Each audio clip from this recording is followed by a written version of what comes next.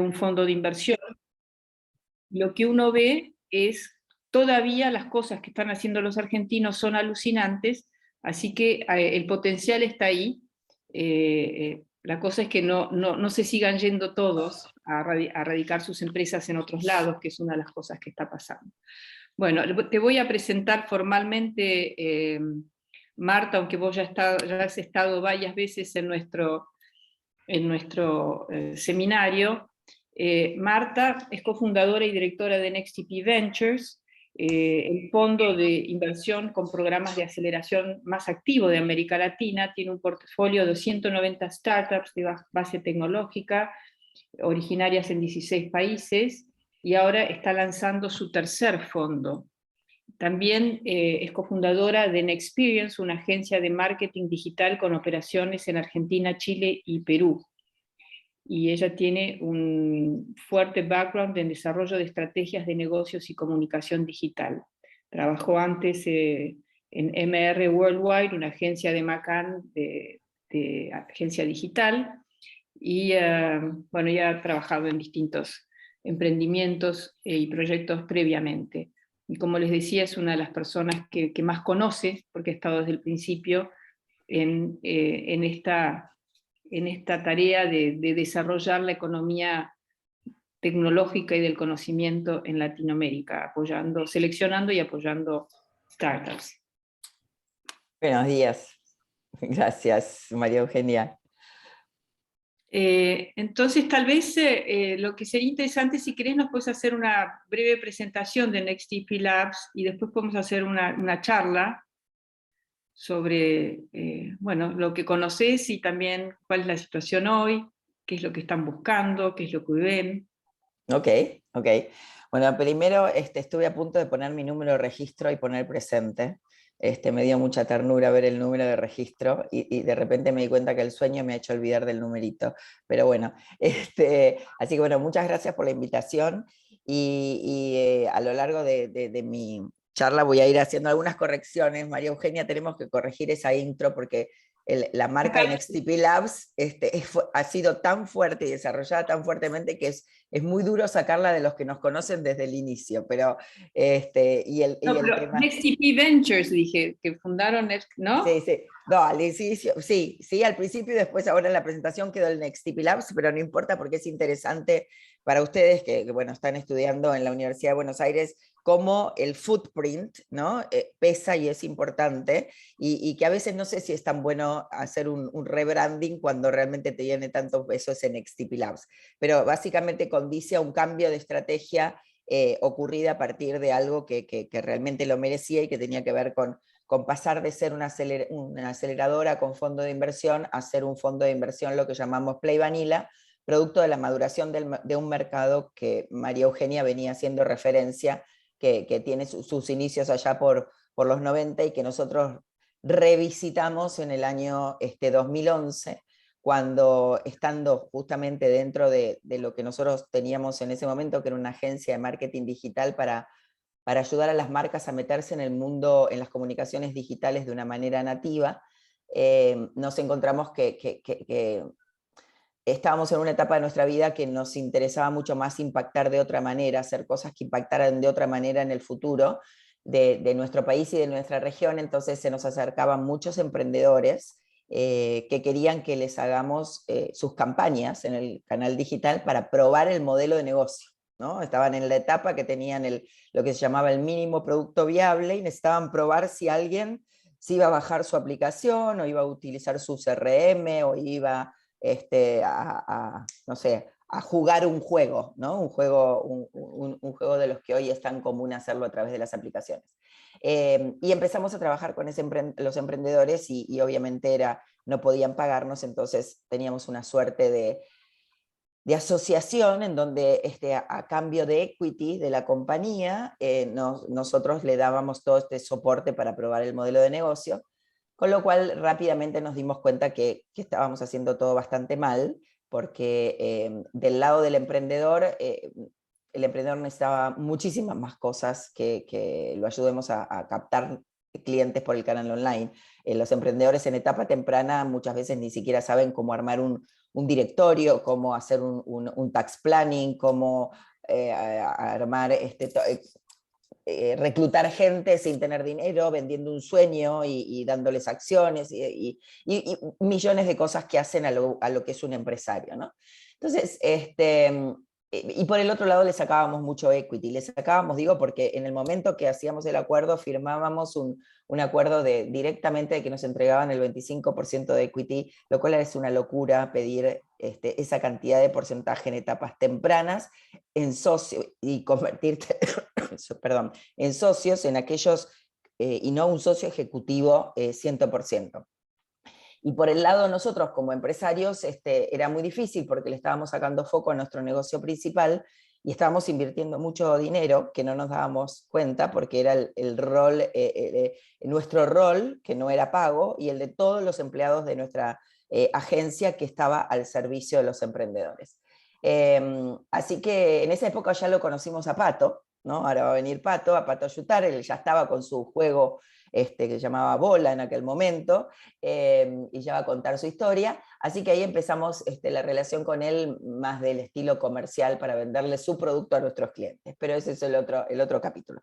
Así que rápidamente nos dimos cuenta que eso no iba a Marta, también ser... vos, perdón que te interrumpa, pero a veces también invirtieron en Satellogic, la vez Sí, sí, pasada sí, estuvieron sí, con el piano de sí, sí, Satellogic, hemos... o sea que se Ah, ve que tuvieron buenísimo. buen ojo.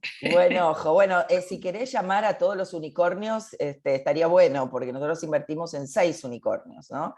En Satellogic, en Mural, en CargoX, el tan mentado CargoX, la plataforma de transporte que no tiene un solo camión, en Betterfly, el primer unicornio social, lo que se llama, lo que se hizo llamar en el momento, que bueno, es chileno en ese caso, pero bueno, Tienda Nube, también lo puedes invitar a Santi. ¿Qué más tenemos? Auth0, que también creo que lo invitaste a Sí, Woloski. sí. Así que bueno, sí, tenemos una variedad interesante. Así que todas compañías invertidas entre el año 2012 y el 2015. Ok. Así que bueno, en esa época éramos Nextcp Labs, básicamente. Entonces nos topamos con un ejemplo que es Y Combinator y Techstar, que son 2 fondos de inversión en etapa temprana con programas de aceleración. ¿Qué es un programa de aceleración? Básicamente es un programa estructurado, relativamente estructurado, no es como una universidad ni mucho menos, o sea, básicamente lo que se hace es tocar como los ejes que necesita un emprendedor para convertirse en empresario y tiene mucho de ecosistema, mucho de relacionamiento entre emprendedores para aprender en conjunto más rápido, equivocarse más rápido y por lo menos quemar menos dinero, ¿no? Me acuerdo que Alec Oxenford de OLX, cuando nosotros le fuimos a decir que queríamos que sea nuestro inversor, dijo, pero por supuesto, ojalá hubiera existido un NXTP Labs cuando yo fundé de remate, porque hubiera gastado mucho menos dinero al acelerar el proceso de aprendizaje y de equivocarme más rápido y aprender más rápido. Así que bueno, entre el año 2011 tomamos la decisión de hacer el spin-off de esto de el juego tan divertido para nosotros con los emprendedores, y por el otro lado la parte de servicios. Quedó la agencia dirigida por uno de mis socios, el más creativo de todos, y junto con otro de los socios, 2 socios más, nos fuimos a formar NXTP Labs, que básicamente era lo que definió María Eugenia, un fondo con programa de aceleración en donde invertíamos desde $25.000 en un principio, cuando llegaban los emprendedores que no habían levantado algún capital, hasta $1 millón en lo que se llama follow-on. Eso es cuando vuelven a recibir capital en las siguientes rondas, y un programa de aceleración de 4 meses, que combinaba conocimiento en todo lo que tiene que ver con captación de clientes, en todo lo que es estar investment readiness, estar constituidos legalmente, o sea, pagar impuestos, tener todo inscripto, porque después cuando vos salís a buscar capital necesitas tener una compañía bien constituida. Ningún inversor serio va a poner dinero en un NN. Y como les decía, toda la otra parte de eventos y demás, que en ese momento no había nada en Argentina, la realidad, y nosotros lo planificábamos hacer desde Argentina para toda la región, pero obviamente nuestros primeros esfuerzos fueron desarrollarnos como marca y que seamos reconocidos para que los emprendedores nos elijan también y vengan a postular sus emprendimientos.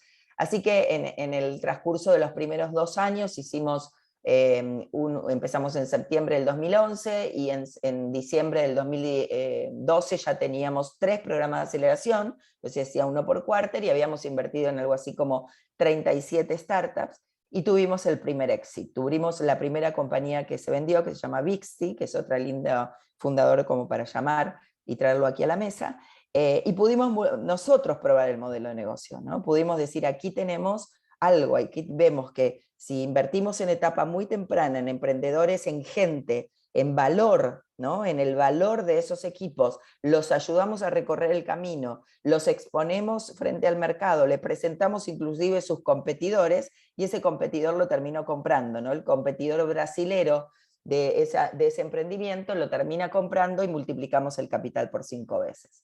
Así que ahí eso nos dio la prueba del modelo, con lo cual nuestros amigos y familiares que habían invertido por la fe en nosotros, a los cuales lo único que le permitíamos era que invierta solo $25.000 en nuestro fondo que íbamos a administrar, pero que dieran todo su network y su tiempo para convertirse en mentores de los emprendimientos. Y esa fue un poco la fórmula de NXTP, iniciar con unos mentores impresionantes que tuvieran skin on the game porque eran inversores de nuestro fondo. ¿Y quién eran esos mentores? ¿Quién eran esos inversores? Muchos de los que nombró María Eugenia. Eran Marcos Galperín, Ale Coxenford, Wenceslao Casares, y un montón de emprendedores que en los años 90 habían desarrollado sus emprendimientos y que querían ayudar a desarrollar el ecosistema de emprendimiento en ese momento que no había mucho. Si algunos conocen un poco de nuestro sector, verán que esos mismos emprendedores, que hoy son empresarios, que fueron inversores de mi fondo y tienen sus propios fondos. O sea, ellos mismos siguieron desarrollando fondos para seguir apoyando el ecosistema de emprendimiento. Entonces acá quiero correrme y decir, María Eugenia mencionó LAVCA, ¿no? LAVCA sacó un informe que dijo, que es muy interesante, que dice que en el año 2011, cuando nosotros comenzamos como inversores en etapa temprana, esto es, etapa temprana es cuando hay un equipo fundador, tiene un mínimo producto viable y apenas tiene las pruebas del modelo, todavía casi ni factura. Se habían invertido en todo Latinoamérica en venture capital, o sea, lo que tiene que ver en seed stage, casi nada, mucho más en growth, o sea, el venture capital más tradicional que entra en compañías que ya están un poquito más avanzadas. Se habían invertido $143 millones en toda Latinoamérica.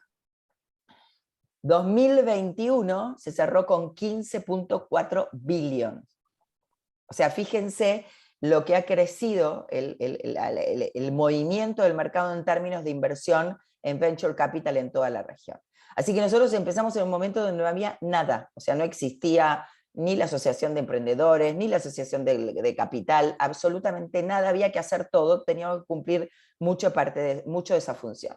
Así que bueno, después de ese año y medio de tener la prueba del modelo, invertimos en etapa temprana, los acompañamos y puede haber un exit y se puede recuperar capital.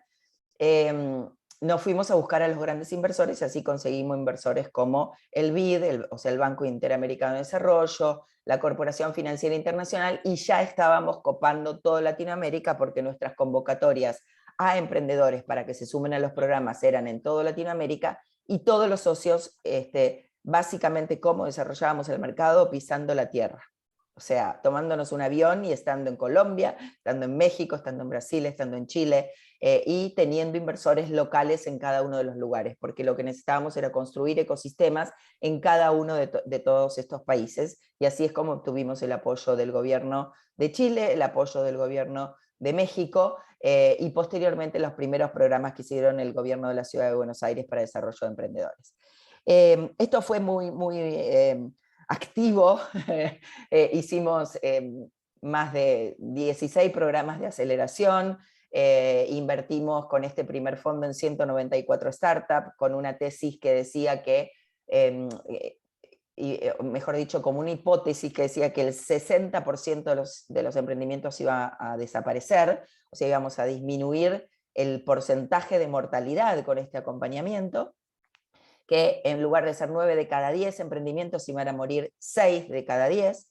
En este momento, después de casi 10 años de ese fondo, ese número no se ha cumplido, estamos en un 50% de mortalidad, todavía tenemos un 50% de compañías activas en el portafolio de ese primer fondo, de las cuales tenemos 29 éxitos, o sea, 29 compañías se vendieron, 6 unicornios, y el resto son compañías que tenemos que ir desinvirtiendo porque ya el fondo está en su periodo de desinversión, pero hoy en día los inversores de aquella época, del año 2011 en adelante, que confiaron en estos fundadores de este fondo, están con un retorno de la inversión de 7.4x. Esto quiere decir que por cada dólar invertido van a recuperar $7, algo más de $7. Lo cual ha sido fantástico, pero la verdad que esto no ocurrió hasta antes con la pandemia, en donde las compañías de nuestro portfolio aceleraron su proceso de desarrollo y de ganar mercados y clientes y de nuevos inversores internacionales como los que llegaron a Latinoamérica, producto de que todas eran compañías que aportaban a la transformación digital que era necesaria en el momento de la pandemia para que todos estemos conectados. Yo recuerdo que el primer tweet que mandé el día del lockdown fue anunciado en Argentina, dije, ahora Mural y Veu Security son 2 compañías de nuestro portfolio que rápidamente nos van a ayudar. Veu Security es Cyber Security, protege nuestros activos digitales, y Mural, la plataforma de trabajo colaborativo a distancia, lo cual eso podía hacer que todos empecemos a trabajar a distancia. Así que en el 2016 comenzamos a decir, bueno, ¿ahora qué hacemos? Nos convertimos ahí en caso de Harvard, había muchas mentes pensando en cómo podía seguir en XTP, en un mercado mucho más desarrollado, donde ya no estábamos solos, ya había otros fondos, había fondos tanto locales como regionales, como globales que estaban llegando, la competencia era mayor, o sea, ya no estábamos solos para recibir esos emprendedores, sino que los emprendedores tenían mucho más alternativas, entonces decidimos vestirnos de especialistas por 2 motivos. Primero, porque nuestra capacidad en el mundo del B2B era mucho mayor, nuestro conocimiento en el mundo de startup que hacen soluciones para otras compañías, para otros startups, para corporaciones, era más nuestro expertise, porque bueno, ahí contaba María Eugenia, yo vengo del mundo corporativo de muchos años, fui directora regional de una compañía grande, trabajé en Siemens, entonces veíamos por otro lado que las compañías que mejor performaban del primer portafolio que teníamos eran todas B2B, ¿no? Era Auxilio, Veu Security, era Satellogic, o sea, esas eran las de B2C eran mucho más difícil que escalaran, ¿no? Y se necesitaba más capital. Y por el otro lado, porque la competencia hacía que los emprendedores buscaran el mejor inversor, y el mejor inversor no es, los cheques son todos iguales, el dinero es todo igual. Lo que se diferencia es el apoyo que le podemos dar, porque el inversor de Venture Capital es un inversor que da dinero y da conocimiento, apoyo, acompañamiento. Entonces ahí nos transformamos a partir del 2018 con el segundo fondo en un fondo de Venture Capital Play Vanilla, y ahí hacemos el rebranding, nos cuesta aún hoy que no nos vean como una aceleradora, sino que ya somos un fondo de Venture Capital en donde aprovechamos todo lo ganado y aprendido de la aceleradora, seguimos teniendo todo el network de los mentores de aquel momento más los mentores actuales, porque los actuales CEOs de las compañías en que invertimos son mentores de las nuevas compañías y son asesores de las nuevas compañías, se hace el negocio en conjunto, entonces el network es enorme. Entonces hoy somos el único fondo de Latinoamérica enfocado en B2B, específicamente compañías B2B, etapa temprana, preferentemente SaaS, en donde podamos seguir siendo el primer cheque institucional como lo fuimos con Auxilio, por ejemplo, y con todas las que mencioné antes en general, ¿no? Así que ese segundo fondo tiene 20 inversiones, estamos en el año número 4, el retorno por el momento es muy bueno, todavía nos falta crecer, pero ya tenemos 2 exits, 2 compañías que se vendieron, una pueden haber escuchado, que se llama Kangoo, es una compañía de logística de última milla que la compró Mercado Libre, primero la invirtió el fondo de Mercado Libre y luego la adquirió, y ahora estamos lanzando este tercer fondo con la misma tesis del segundo, B2B, software as a service, todo Latinoamérica, y compañías que tengan capacidad de ser globales o al menos regionales. Así que eso es lo que hoy somos. Y me habías dicho que además de la introducción querías que haga un poco paso acerca del ecosistema en sí, ¿no? Claro, ¿qué están viendo hoy? Bueno, ¿no? Sí, cómo ven la Argentina, o si querés podemos empezar a conversar. Sí, a ¿No? ver, mira, las dos cosas son interesantes. Vos nombrabas y decías esto de la fábrica de emprendedores de Argentina, y hay el informe de Tecnolatinas, que hay 2 o 3, no recuerdo bien, en un momento realmente estábamos mucho mejor posicionados que ahora en términos de compañías argentinas que eran unicornios, después empezaron a crecer mucho otros países como Colombia, como Brasil, que estaban como un poquito más relegadas en términos de construir compañías globales, había mucho Sí. compañía local, ¿no? Todos miraban compañía local, era una cuestión más sociológica, diría, ¿no? Brasil por ser un mercado grande y Colombia por ser un mercado amenazado en general, entonces los emprendedores colombianos siempre pensaban en términos de Cali, de Bogotá, de Medellín, y algunos arriesgados de Colombia en general, ¿no? Pero recién ahora lo piensan como global. Pero aún hoy seguimos teniendo emprendedores que se destacan, realmente. La diferencia un poco está en que antes era más fácil que el emprendedor argentino haga su experimento en Argentina. O sea, que dijera, bueno, lo hago en Argentina porque si acá me sale en cualquier lado, ¿no? Entonces, hoy sigue habiendo emprendedores en Argentina que hacen sus experimentos en Argentina, pero el problema es que no tienen estructuras en Argentina.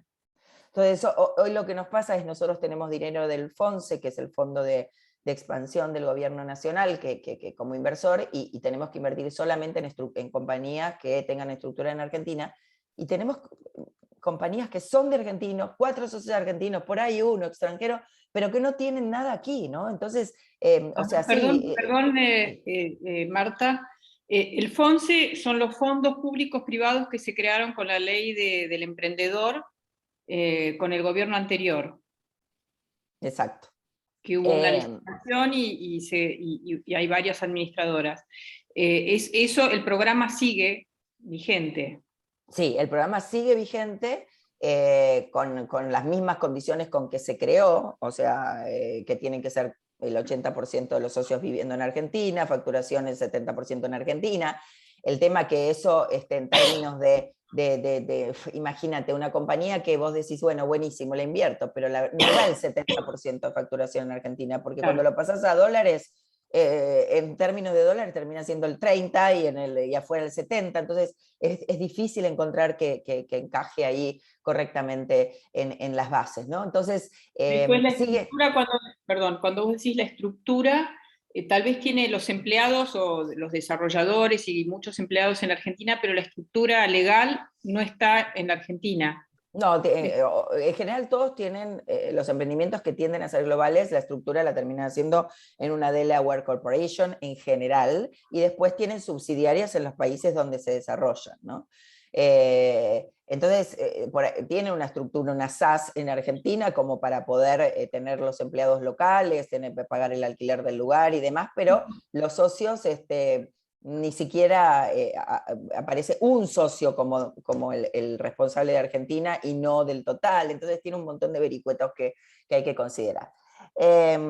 Entonces, aún así sigue habiendo emprendimientos muy buenos en Argentina, y hoy te diría que hay como una traslación en términos de sectores. Antes los emprendimientos eran muy exclusivamente de tecnología y tecnología digital, y hoy hay un corrimiento, que por eso otros fondos no tienen esa dificultad de conseguir emprendedores más sentados aquí, que son los de biotech, que son los que salen de los científicos y los tecnológicos. En general el científico salen de las universidades, sus mesas de trabajo están dentro de los laboratorios de las universidades y demás, entonces ahí encontrás más emprendimientos muy locales. Pero aún así, el año pasado, en el año 2021, de acuerdo a ARCAP, se hicieron 110 transacciones de Venture Capital, o sea, hubo 110 inversiones en etapa, digamos, temprana y un poquito más en growth, en emprendimientos de Argentina, sumando un total de 1.4 billón de inversión en local, ¿no? 1.400 millones, sí. Sí, Sí, esto entonces. quiero señalar, a ver, porque es interesante. Vos estás en este mundo que te parece tan natural, pero no es el mundo donde vivimos la mayoría y los alumnos tal vez están entrando. Lo que hablamos, lo que escuchamos, ¿no? Todo el tiempo es la deuda, la falta de financiamiento, ¿no? Y sin embargo, vos estás hablando que se hicieron transacciones el año pasado por 1.400 millones de dólares, que ahora en Venture Capital hay 15.000 millones de dólares dando vuelta, y uno escucha todo el tiempo que si algo sobra en el mundo es capital y es financiamiento.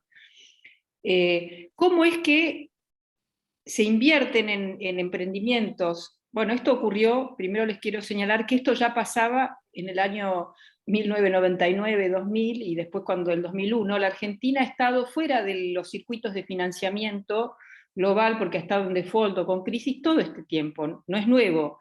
Todos esos emprendedores de los que hablamos, los Güences Casares, que ahora es uno de los líderes del Bitcoin, con la empresa Sapo, o Mercado Libre, o Global, todas estas empresas se crearon, los Satellones, cuando la Argentina no tenía acceso a financiamiento internacional.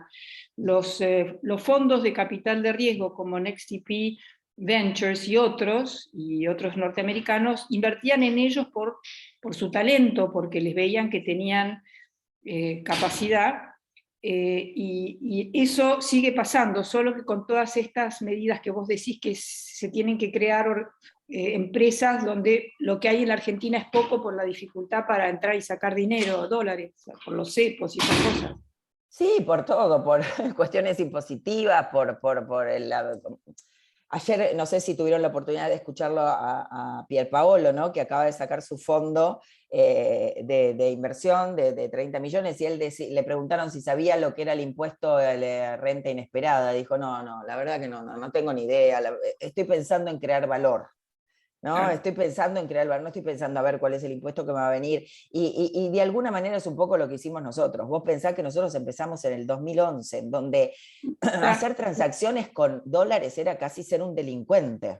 Claro, ¿No? era como ahora. Yo tengo familiares míos que me decían, vos estás loca, salir en los medios diciendo que vas a invertir $25.000 hasta $1.000.000, te van a secuestrar, te va a caer la IGJ, o sea, miles de cosas, ¿no? Como que y la verdad es que nosotros nos pusimos como nos esmerilamos y ahí salimos hacia el mundo, ¿no?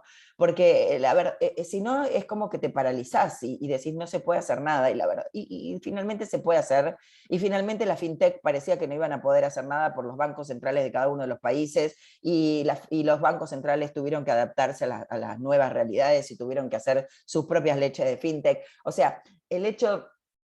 cuando uno está haciendo algo que realmente tiene un valor y que va a tener un impacto positivo más allá del económico, que es justamente lo que buscamos nosotros, más tarde o más temprano se va como armando y se va solucionando de una manera como para poder hacerlo. Imagínense que a mí me pregunta cualquiera de las personas de cualquier gobierno, de cualquier parte de Latinoamérica, bueno, pero ¿cuál es el impacto? Porque esto es un negocio financiero. Yo le digo, sí, un negocio financiero, y un negocio en donde hay gente que pone capital totalmente a riesgo. O sea, siempre decimos, invertir el capital que estés dispuesto a perder, porque es a riesgo, en donde lo invertís en las personas que tengan una capacidad de saber seleccionar esos emprendedores, esos equipos emprendedores que puedan dar un buen retorno, que puedan hacer realmente compañías, pero que además en su conjunto, o sea, todos los emprendimientos que nosotros hemos invertido en su conjunto han generado cerca de 10.000 puestos de trabajo en forma directa y más de 150.000 puestos de trabajo, ¿qué digo 150.000? Más de 500.000 puestos de trabajo en forma indirecta. ¿Por qué? Porque un marketplace, por ejemplo, genera trabajo. Si yo tomo solamente los 100.000 camioneros que tiene Cargo X, o tomo las 180.000 mujeres de Solvers que consiguen trabajo gracias a Solvers, y así sucesivamente, yo creo que sobrepasamos los 500.000 puestos de trabajo, que tenemos inclusión financiera para la base de la pirámide, posibilidades de gente que no accedía a productos y servicios de forma fácil en el pasado lo puede hacer ahora, inclusión de la mujer en el mercado laboral, mujeres en tecnología, mujeres en venture capital, o sea, todo lo demás es esa parte, digamos, ¿no? Bueno, a ver, vamos ahora a abrir las preguntas a los alumnos, y por qué no empezamos con el grupo 3.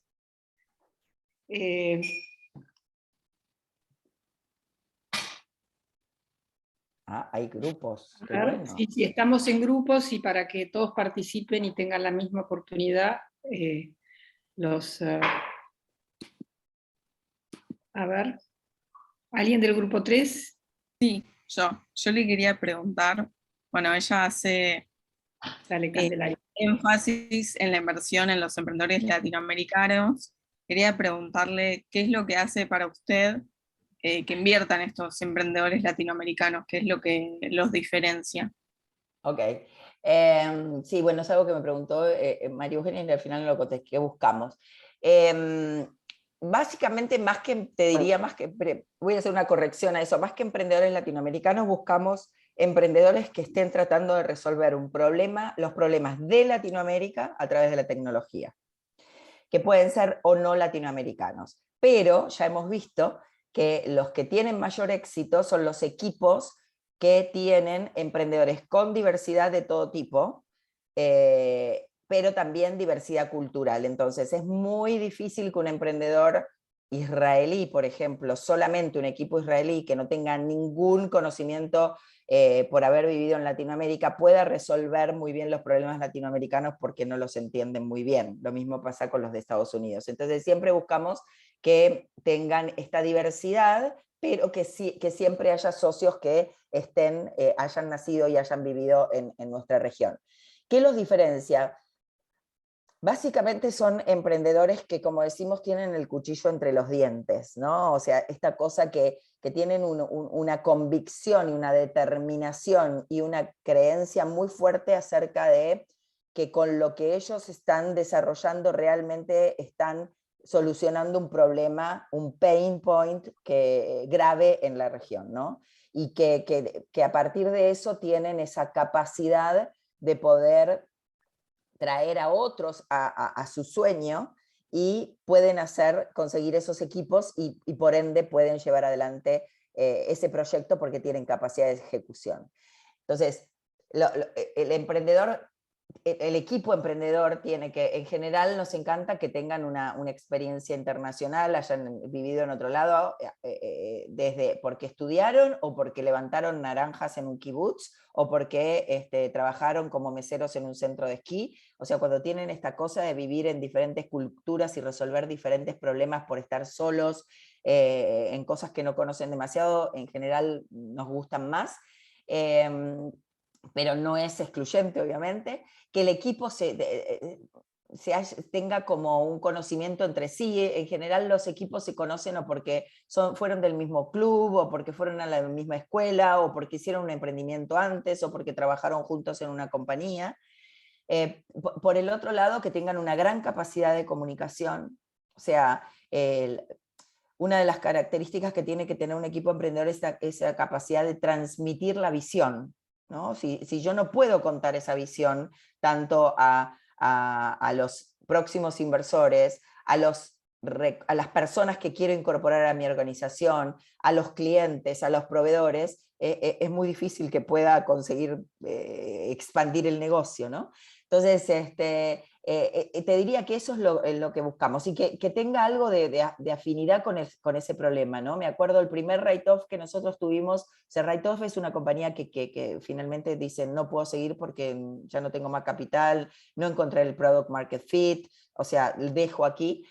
Fue un equipo emprendedor que era muy bueno, fue creo que la segunda o tercera inversión que hicimos, que le dije, ¿qué aprendiste de esto? ¿No? Y me dijo, mira, lo que aprendí un montón de cosas de haber llevado adelante este emprendimiento, pero lo que aprendí que la próxima vez que vaya a emprender, voy a emprender en algo que entienda el problema. Yo no era parte de este problema, yo no era, digamos, no había trabajado nunca en este tipo de solución que quería dar a este problema, o sea, no tenía como una hermandad con eso. Y cuando vamos hacia los emprendimientos que son más exitosos en nuestra cartera, vemos que en general o es que vivieron una situación muy compleja cuando eran chicos por alguna situación, no sé, Si vamos al caso de Betterfly, Eduardo de la Magiora perdió a su papá muy jovencito y no tenía seguro de vidas comprado, entonces su mamá tuvo que lidiar con sus 3 hijos pequeños porque no le quedó nada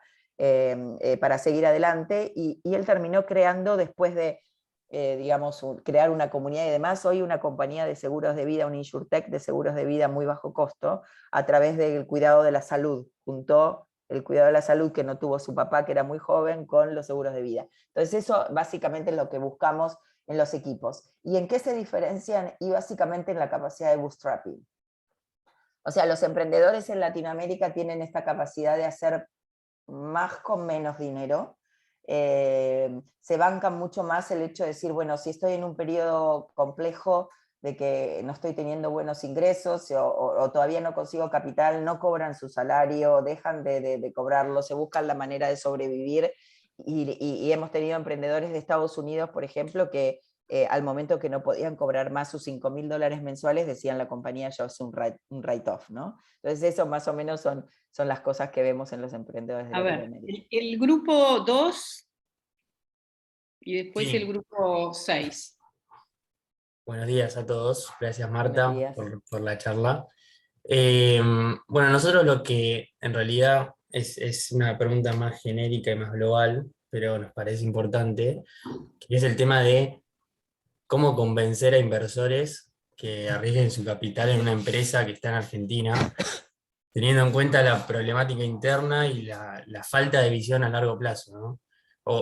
Nosotros queríamos saber tu opinión también en qué políticas se podrían llevar adelante para atraer inversiones.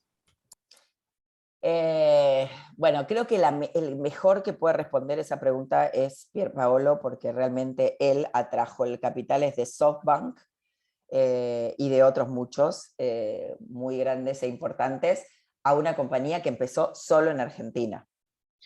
Pierpaolo Entonces, Barbieri, de Ualá. Barbieri, el de Ualá. Él puede darte la respuesta, pero básicamente te diría que los inversores en general no invertimos en compañías que le veamos que solo tiene posibilidades de desarrollar su mercado en Argentina o en Colombia o en México en uno solo, salvo Brasil, que es el más grande, ¿no? O sea, los mercados en general, salvo Brasil y México, te diría, el resto de los mercados son pequeños. Entonces, lo que buscamos son buenos equipos emprendedores que hayan demostrado que pueden ejecutar implacablemente la visión que tienen y que están solucionando un problema real y que ese problema es un gran mercado, y que le vemos capacidad de que lo pueden exportar, o sea, que pueden transformar esa compañía en una compañía regional. Entonces, no es que yo busco solamente el capital para desarrollar Argentina. El emprendedor busca y dice, yo soy un emprendimiento de Argentina que busco en Argentina. Eso es muy difícil que te invierta, a menos que sea un estratégico, por ejemplo, no sé, una corporación o un family office local que es un retail y que encuentra una solución para retail, entonces lo quiere apoyar porque además le sirve para su negocio. Pero si no, los inversores de ninguna parte del mundo, incluyendo de Argentina, invertimos en compañías que tengan estructuras solo en Argentina, estructuras, digo, sociedades, ¿no? En general siempre se busca, no se deposita, no se da el dinero en Argentina, sino que se da en los headquarters, que como le decía, son Delaware Corporation, y después tienen que bajarlo para poder ejecutarlo localmente, y que en donde vemos que el equipo tiene esta capacidad de llevar este emprendimiento a una escala más regional, ¿no? México, Brasil, Colombia, etc. Sí, perdón. No, dime porque iba a saltar a la política que me preguntaba. Bueno, no, dale, dale, Marta. Entonces, en términos de cómo atraer más capital, esto es algo que venimos trabajando desde el 2015, te diría. Sí, en 2015 se reactiva ARCAP, que es la Asociación de Capital Emprendedor de Argentina, y ahí bueno, me dan el honor de ser la presidenta, y nuestro, digamos, leitmotiv de ese momento y nuestro objetivo principal era atraer capital extranjero a la región, movilizar el capital local, otro era generar puestos de calidad, de trabajo de calidad, y el tercero era influir en políticas públicas para que todo eso ocurra, ¿no? Y así es como empezamos en el 2015, y así es como se fue trabajando durante todo ese tiempo, y así es como salió la ley de emprendedores, y así es como se manejó de alguna manera la ley de empresa del conocimiento, en la que María Eugenia trabajó un montón y que lamentablemente no salió como debía salir. Entonces, los motivos para que, o sea, qué hacer para seguir atrayendo, es realmente hoy tenemos como un muy buen catálogo. Hoy tenemos una región con unos éxitos impresionantes en términos de cantidad de empresas que realmente han traído una movilización de capital extranjero, más una movilización de activos locales, más todo ese impacto que le decía de como los Rapis y todos los que ustedes ya conocen, que hace que siga siendo interesante invertir en empresas de Latinoamérica. Lo que sucede es que los fondos de inversión tienen que tener estructuras que sean amigables para que los inversores de cualquier parte del mundo puedan depositar sus dineros, o sea, para hacer las inversiones en el fondo, y que después, cuando les hagas la distribución de dividendos, los puedan retirar de una manera correcta. Y eso se hace con, como decíamos, con estructuras que son corporaciones que están, en compañías que están en Cayman o en Delaware, que soportan este tipo de ingresos y salidas de dinero, ¿no? Entonces, la verdad que en el último año ha sido una fiesta. Hemos tenido a SoftBank, que ha venido con sus grandes fondos. Tenemos a Andreessen Horowitz, lo que se llama A60Z, que es un fondo espectacular. Besserman Tiger, o sea, hay un montón de fondos que están viniendo de otros continentes a invertir en Argentina. Pero también te tengo que decir que hay un primer indicio que nos inquietó un poquito, así como nos inquietó al ecosistema la llegada de SoftBank con semejante cantidad de volumen de dinero, que hizo que las valuaciones de las compañías subieran muchísimo, y hasta que empezó a producirse esta corrección del mercado, y con una billetera enorme. Hoy tenemos un SoftBank que se retira de alguna manera de Latinoamérica, porque bueno, el SoftBank japonés, el banco, decide que no quiere tener una estructura directa en Latinoamérica, y hace un spin-off de su fondo en Latinoamérica, que ahora se llama Unlocked, en donde SoftBank es su lead investor, pone $100 millones como lead investor en ese fondo, pero este fondo va a tener 300 millones, pero tienen que buscar inversores locales, y va a tener, digamos, la estructura de SoftBank como soporte, como un LP que los va a ayudar, pero no es SoftBank en particular. Entonces, de alguna manera, uno dice, bueno, es como que se retira un poco, ¿no? Y pone como estructuras más regionales. Pero yo te diría que no sé si es atraer más capital, porque hoy tenemos capital de otros continentes que está llegando. Yo te diría más cómo podemos hacer los fondos locales para seguir siendo tan atractivos como los de afuera, y creo que todavía tenemos mucha más ventaja, porque nuestro network, nuestro conocimiento de la región y la capacidad de acompañamiento que les podemos dar con todo eso, además del dinero, es los que nos destacan de los otros fondos. Pero obviamente son espectaculares para la etapa de Grow. Entonces estamos quedando mucho más los fondos regionales y locales en las etapas de seed, en early stage, digamos, y series A, y con posibilidad de hacer follow-on en series B, pero de series A grandes en adelante ya entran los fondos más internacionales, lo cual es una gran noticia, porque cuando nosotros empezamos era muy claro que nosotros íbamos a cubrir la primera etapa, pero no sabíamos muy bien quién iba a ser el siguiente que iba a poder invertir.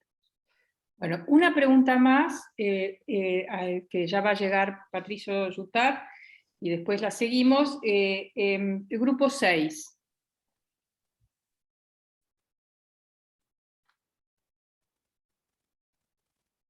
A ver. Hola Marta. Hola, Nosotros somos el grupo 6 y queríamos preguntarte ¿cuál es el rubro que más se destaca entre los emprendedores? Los sectores en donde se desarrollan, claro, ¿no? Supongo que, los sectores. sí. A ver, voy a decirlo primero nosotros y después te digo en general, ¿no? Nosotros nos enfocamos específicamente en compañías, como decíamos, que le solucionen problemas a otras compañías, en el B2B y todo lo que es software as a service, porque tiene un modelo de revenue recurrente que nos permite ver, digamos, el futuro de los ingresos mucho más estables. ¿Por qué? Porque es un modelo de suscripción que se va renovando y si hacen bien las cosas, teóricamente el churn, la caída del cliente es bastante baja, ¿no? Dentro de eso nos interesa mucho todo lo que es fintech, pero lo que es infraestructura para fintech, no ir al consumidor final, sino ayudar a los bancos, a las instituciones financieras y a las otras fintech para poder hacer productos innovadores. De hecho, por ejemplo, hemos invertido en Pomelo, que es, como decimos, de Gastón Irigoyen, que es como decimos, de la fábrica de fintech, ¿no? O sea, tiene plataformas que permiten fácilmente desarrollar a otras compañías su fintech. Nos interesan los marketplaces B2B, o sea, antes uno se interesaba por el e-commerce, que era el consumidor final, y no había el B2B, o sea, las empresas tenían querían hacer su propio marketplace, su propio e-commerce, hasta que se dieron cuenta que era mejor estar en un marketplace, por ejemplo, marketplace de construcciones, de agro, de cualquier tipo de proveedores que se aglutinen en una sola plataforma. Todo lo que es ciberseguridad, y su correlato en inteligencia artificial y manejo de datos, porque hoy uno de los activos más importantes son el manejo de datos, ¿no? Los datos. Eso respecta a nosotros, que es lo que conocemos, lo que entendemos, es nuestro expertise y en lo que podemos ayudar. Pero obviamente hay otros sectores que también son sumamente interesantes y que ahora se están viniendo como muy fuertes, y yo creo que muchos de los fondos como nosotros, que empezaron con esa tesis, hoy están abriendo sus capítulos en todo lo que tiene que ver con climate, o sea, todo lo que es clima, ¿no? A nivel global, y que eso atañe todo lo que es el tema de agua, todo lo que es huella de carbono, todo lo que tiene que ver con créditos de carbono, hoy está muy, muy, muy activo. De hecho, nosotros tenemos del primer fondo compañías de agro, que antes invertíamos, enfocábamos en agro también, y tenemos que hoy son aquellas que dan los certificados de crédito de ahorro en agua, por ejemplo, en el caso de Quilimo, que está espectacular, o de ahorro de carbono en el caso de una compañía de Bob Control, que es de ganado, ¿no? Entonces, y después tenés todo el otro correlato, que es la parte de biotech, ¿no? Ahí tenés a GridX, que supongo que en algún momento lo vas a invitar o lo has invitado, que realmente lo está haciendo muy bien Matías, espectacular, que es un modelo un poquito diferente porque lleva un poquito más tiempo desarrollarlo, pero te diría que en términos generales es eso, es tecnología en general basada en tecnología digital, en data y todo lo que tiene que ver con la parte de e-commerce, digamos, y e-commerce enablers, hay intrapagos también. Por el otro lado, la parte de clima, todas aquellas que afectan o que mejoran el impacto en el planeta, y el tercero, lo que es biotech, y ahí, bueno, entran varias cosas, desde food tech, medicamentos y una serie de productos que, bueno, no tengo tanto conocimiento en esa área. Gracias. Bueno, le vamos a dejar al grupo 1, porque mientras esperamos que llegue Patricio y tengan una conversación Patricio y Marta, tenemos tiempo para una pregunta del grupo 1. Sí, buenos días. Nosotros queríamos preguntar acerca de Starlink, que está lanzando como internet vía satélite, si se piensa que va a ir bien encaminado en lo que es Latinoamérica en cuanto a los precios, y qué es lo que se opina acerca de eso, si va a ser bien aceptado también por la gente. Uy, me mataste, ahí me vas a tener que poner un 0, porque no he visto a esa compañía todavía. Starly se llama, es una compañía Starlink sí es una compañía que maneja las cosas de los satélites, ahora quiere manejar lo que es internet vía satélite, que ya no sea, por ejemplo, como Telecentro, Fibertel, sino que van a cobrar como una cuota mensual, que sería como aproximadamente $100 por mes por usuario, que se entiende que es mucho, pero como que va a llegar a muchos lugares porque es todo vía satélite. Y sí, se piensa que el monto de la cuota puede ser muy alto, Por eso mi consulta era si en realidad va a ser bien aceptado en Latinoamérica, que el dólar es como muy cambiante, digamos. Sí, a ver, gracias, la voy a buscar y la voy a estudiar. Sabía que hay empresas que están haciéndolo, no sabía que se llamaba así.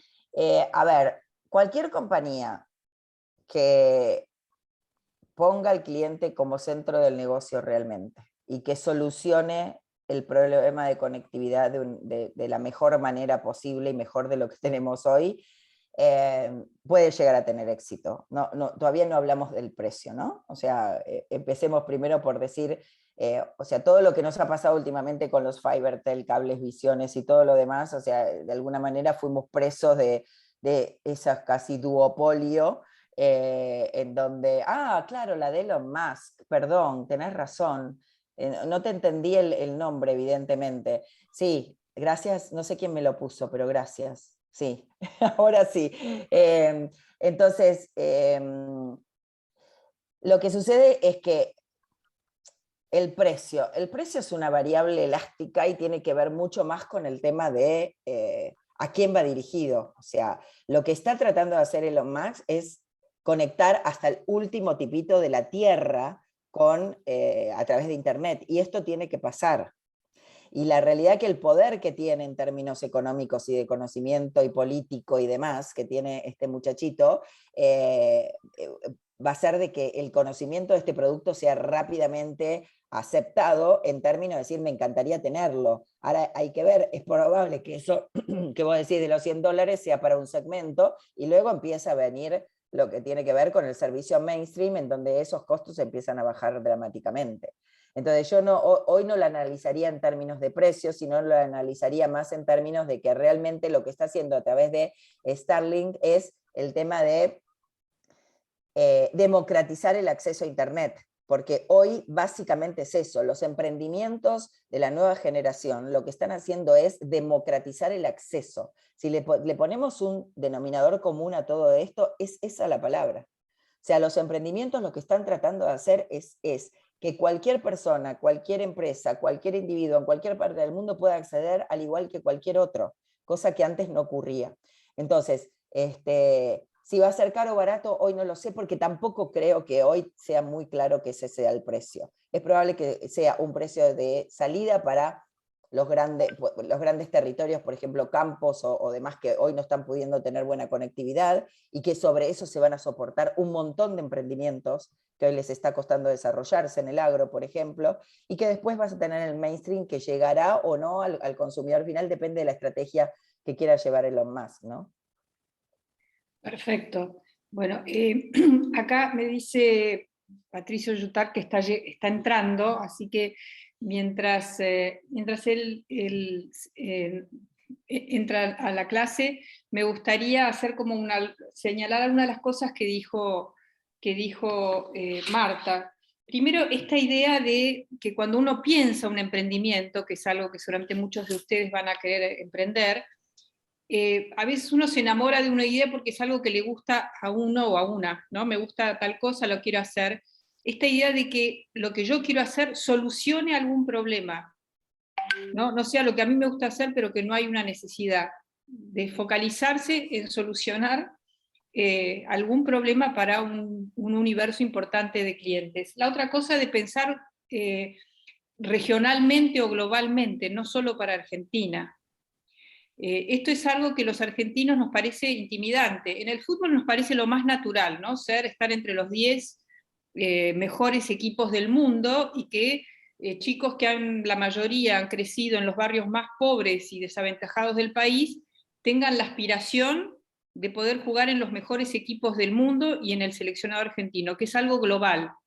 Y lo pueden hacer, lo logran. Pero para todo el resto nos parece que tenemos que estar dentro de la Argentina como dentro de un tupper. Entonces esta idea de que entender cómo funciona el mundo, informarse, conocer, porque hoy el mundo, así como el fútbol es global, lo pongo en términos de fútbol porque eso lo entendemos, pero la ciencia es global, los negocios son globales, entonces poder entender lo que pasa es fundamental para que la Argentina tenga otro destino, porque si las futuras generaciones, los dirigentes, que ustedes lo son, porque son de los pocos argentinos que va a la universidad y se está recibiendo, esa es una minoría en nuestro país. Bueno, si ustedes no piensan regional y globalmente, el país no va a generar la riqueza necesaria para todo lo que tenemos que hacer, ¿no? Para desarrollarnos. Así que, y después que el capital hay, dinero hay que tener proyectos y capacidad de gestión y ser confiables, pero que el problema no es el acceso a dinero. Bueno, ya está Patricio Yutar. ¿Cómo estás, Pato? Un gusto que estés aquí. Hola María Eugenia, no, un placer, gracias por invitarme. Hola Marta, también te veo ahí. Hola, ¿cómo estás? Bueno, está Roberto Serra, que es el jefe de cátedra de esta cátedra de planeamiento, que hace, ya este es el tercer año, decidimos plantear esta materia que se llama Estrategia País, que ya te comenté. Y bueno, te voy a presentar brevemente para que iniciemos un diálogo entre Marta y vos, que es una relación interesante de emprendedor e inversora, ¿no? Bueno, Patricio es lo que se llama un emprendedor serial, que ha creado muchos startups, tal vez los más conocidos. Uno fue Three Melons, una empresa de videojuegos que desarrolló como 80 juegos y se vendió a Disney. Y después creó, fue uno de los cofundadores de Mural, una plataforma que mucho antes de que el trabajo así por Zoom sea tan generalizado, por Zoom o de manera virtual, de distintas plataformas, ya se daban cuenta que el mundo era justamente más global, que los equipos de trabajo de las empresas, estas tecnológicas y más dinámicas, estaban ubicados en distintas partes del mundo y que no había herramientas que permitieran un trabajo colaborativo y virtual que fuera rico, interesante, fácil, y así nació Mural. Tal vez muchos de ustedes conocen esta empresa, que él salió de la función de Chief Technological Officer, encargado de la parte técnica, después de, ya nos contará, 15, 20 años, no sé cuántos años, pero esta empresa Mural, que ha sido un éxito en las empresas de tecnología de Silicon Valley, usan esta plataforma. En Stanford, en la Universidad de Stanford también la usan mucho, para justamente hacer lo que nosotros vamos a hacer, que es pensar estratégicamente y diseñar distintas estrategias. Bueno, él salió y esta empresa ha sido evaluada en 2.000 millones de dólares, porque recibió una inversión de socios últimamente, y esa es la evaluación. Así que es otra de los famosos unicornios. Y ahora Patricio creó un fondo de capital de riesgo, Newtopia, que, como nos explicaba Marta, los fondos de capital de riesgo no es que ponen el dinero como un banco y esperan que después les traigas el retorno, sino que son un poco mentores, psicólogos, acompañan en este proceso de crear empresas a los emprendedores. Así que, Pato, bienvenido a la UBA. Muchas gracias María Eugenia, ya contaste todo, así que no sé qué más me queda. Yo puse los títulos. Pero bueno, ahora lo que me interesaba, a ver si vos te acordás, Marta,